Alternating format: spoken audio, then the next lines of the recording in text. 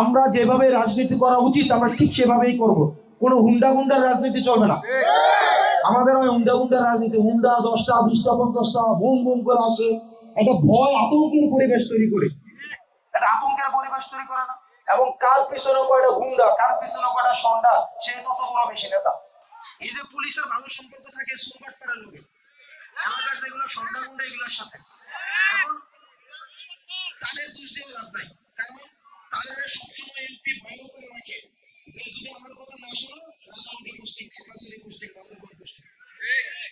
ব্যাপারটা এমন না? তো তাদেরও পোস্টিং এর দরকার, তাদেরও ভালো প্রমোশনের দরকার। তো সবাই না একটা সেটেলমেন্ট দিয়া চলে। অপরাধ করতে একটা শক্তি লাগে, অপরাধ করতে শক্তি লাগে না? এ যখন দেখে এর পিছনে ব্যাকআপ আছে তখন সে অপরাধটা করে। একটা কথা আছে, তাল গাছ লাগায় দাদা, চায় বাফে, খায় নাতি, আছে না?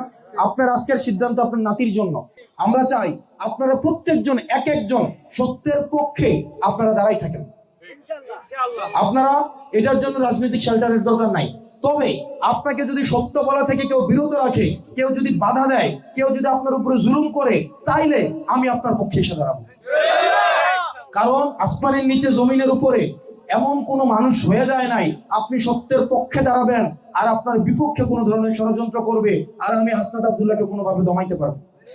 সে যত বড়ই হোক, আল্লাহ ছাড়া এটা কারোর ক্ষমতা নাই।